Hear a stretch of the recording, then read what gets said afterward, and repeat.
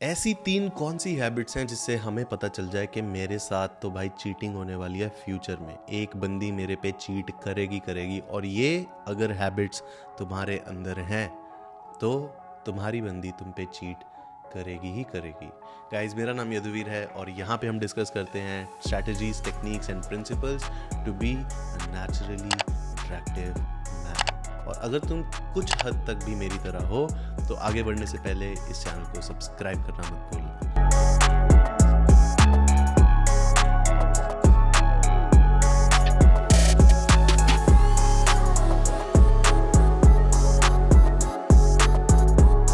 तो पहली चीज़ जो तुम्हें दिमाग में रखनी है वो ये है कि तुम हमेशा एक बंदी से चीट होगे अगर तुम उसको टेकन फॉर ग्रांटेड ले रहे हो कि ये तो है, ये कहाँ जाएगी, इसके पास कौन है, यहाँ पे कहाँ ही चली जाएगी, कोई नहीं है इसके पास, चली जाएगी। क्यों? द वेरी फर्स्ट गाय वो जिससे मिलेगी, जहाँ उस बंदे ने उसको दिखाया कि वो कुछ हद तक किसी भी ढंग से उस बंदे के लिए स्पेशल है, वो चली जाएगी। क्यों? उसका अपना बंदा जो है वो उसे टेकन फॉर ग्रांटेड ले रहा है। उसे लगता है ये नहीं कहीं जाने वाली, ये तो मेरी बंदी है, ये तो मेरी बंदी है। नहीं भाई, मेरी बात सुनो। जब वो तुम्हारी बंदी बनी थी ना, तो उसने एक चॉइस बनाई थी कि वो चूज कर रही है कि वो तुम्हारी बंदी बन चुकी है और तुमने चॉइस बनाएगी कि तुम उसके बंदे बन चुके हो। तो अगर ये उसने चॉइस बनाई थी, उसने कोई पत्थर की लकीर तो नहीं बनाई थी कि मैं जिंदगी भर तेरी बंदी रहूंगी। नहीं, जहाँ पे तुम उसे टेकन फॉर ग्रांटेड लेना शुरू हुए, अब वो चूज करेगी तुमसे दूर जाना, तो वो तुम पे चीट कर जाएगी। पर उसने किया क्यों? क्योंकि तुम उसे टेकन फॉर ग्रांटेड ले रहे थे। तो गाइज, मेरी पहली बात ध्यान में रखो कि अगर तुम में ये हैबिट है ना कि तुम चीज़ों को टेकन फॉर ग्रांटेड लेते हो, तुम अपने पैसे को भी टेकन फॉर ग्रांटेड लेते होगे। तुम्हें लगता होगा कि मैं इतना पैसा डिजर्व नहीं करता, उड़ाओ। तुम अपने पेरेंट्स को भी टेकन फॉर ग्रांटेड लेते हुए कि तो वो तो हमेशा वहीं होते हैं। तुम अपने रिसोर्सेज को टेकन फॉर ग्रांटेड लोगे, तुम अपनी बंदी को भी टेकन फॉर ग्रांटेड लोगे। और इसीलिए जिन जिन चीज़ों को तुम ग्रांटेड लोगे वो तुम्हें छोड़ के जाएंगे।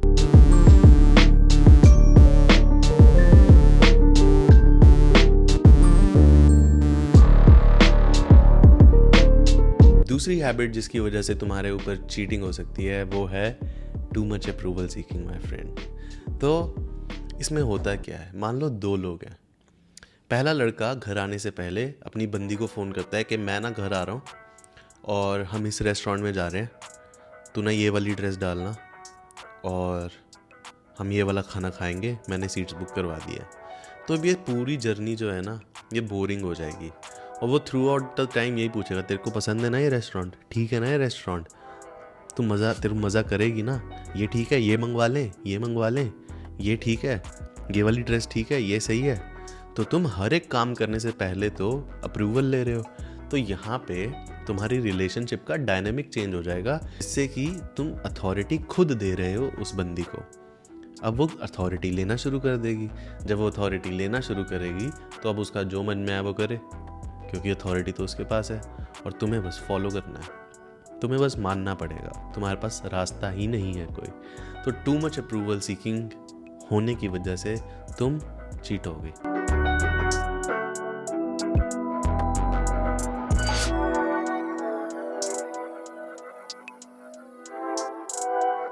तीसरा रीज़न जिसकी वजह से तुम चीट हो सकते हो, और ये बहुत भयानक रीज़न है, ये बहुत भयानक हैबिट है कि उस बंदी के मूड स्विंग्स तुम्हें अफेक्ट कर रहे हैं। तुम्हें एक चीज़ ना दिमाग में रखनी पड़ेगी कि बंदी के इमोशंस एक वेदर की तरह है। वो अभी बहुत खुश है, इन इंस्टेंट नेक्स्ट मोमेंट में थोड़ा सा सैड हो सकती है, तो फिर एकदम से बहुत खुश हो सकती है, रात तक वो थोड़ी उदास हो सकती है, सुबह तक थोड़ी नाराज़ हो सकती है, दोपहर तक थोड़ी खुश हो सकती है। लेकिन अगर तुम इस चीज़ से इफ़ेक्ट हो रहे हो कि यार क्यों कर रही है तू ऐसा, तो ढंग से रह नहीं सकती, तो अगर ये सारी के सारे मूड स्विंग जो उसके हो रहे हैं, तुम उन्हें हैंडल नहीं कर पा रहे, उन्हें कंटेन नहीं कर पा रहे, उस बंदी को ब्लेम कर रहे हो इन इमोशंस को फील करने के लिए, तो वो तुम्हें छोड़ देगी, तुम पे चीट कर जाएगी। तो एक चीज़ समझो, मान लो एक नदी बह रही है, ये बह जा रही है, अभी जो तुम्हारे सामने पानी था वो कहीं और पहुंच चुका है अभी, अभी जो पीछे था वो आगे आ चुका है, जो उस पॉइंट पे था वो आगे निकल चुका है, वहाँ पे कोई और पानी आ चुका है। तो बंदी के इमोशन इस बहती हुई नदी की तरह है जो कि बहते रहेंगे, चेंज होते रहेंगे। पर इस नदी को होल्ड क्या चीज़ कर रही है? Sand, river banks. तो अगर रिवर के जो बैंक्स हैं वही इतने स्ट्रांग नहीं हैं तो क्या आ जाएगी? बाढ़ आ जाएगी। वो नदी ओवरफ्लो कर जाएगी और बैंक्स उस नदी को होल्ड नहीं कर पाएंगे। तो तुम as a man river bank की तरह हो जो कि उस बहती हुई नदी को ढंग से होल्ड कर सकता है। और अगर तुम बड़े ढीले से रिवर बैंक हो ना तो वो ओवरफ्लो कर जाएगी, तुम पे चढ़ जाएगी और तुम फिर हैंडल नहीं कर सकते। तो इसीलिए तुम्हें जानना पड़ेगा कि तुम अगर इजीली उसके मूड से अफेक्ट हो रहे हो तो भाई ये बहुत ही बुरी हैबिट है। क्यों? तुम एक बहुत ही रिएक्टिव पर्सन हो। उसके हल्के से मूड में चेंजेस, उसने कुछ ये कर दिया, उसने कुछ वो कर दिया, वो कुछ ऐसा करना चाहती थी जो वो करना चाहती थी और तुम उसके अगेंस्ट हो गए, तुम्हें बहुत बुरे तरीके से अफेक्ट कर दी, तुम बहुत कंट्रोलिंग हो नेचर में, छोड़ेगी, चीट करेगी और तुम फिर कुछ नहीं कर सकते।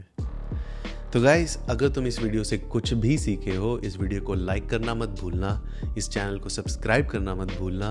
और तुम्हें पता है क्या, मैं ना ऑफलाइन और ऑनलाइन प्रोग्राम्स देना दोबारा से शुरू कर रहा हूँ। अभी बाली में, थाईलैंड में और गोवा में मेरे प्रोग्राम्स होने वाले हैं और ऑनलाइन 10 डेज मास्टरमाइंड और 3 मंथ मेंटरशिप शुरू होने वाली है। और अगर तुम्हें इनके बारे में और जानना है तो डिस्क्रिप्शन में दिए हुए पहले लिंक पे क्लिक करो और अपनी फ्री कॉल बुक करवाओ और मेरी टीम तुम्हें गाइड करेगी कि कौन सा प्रोग्राम तुम्हारे लिए सूटेबल है। So guys, now I will see you in next video. भांजो।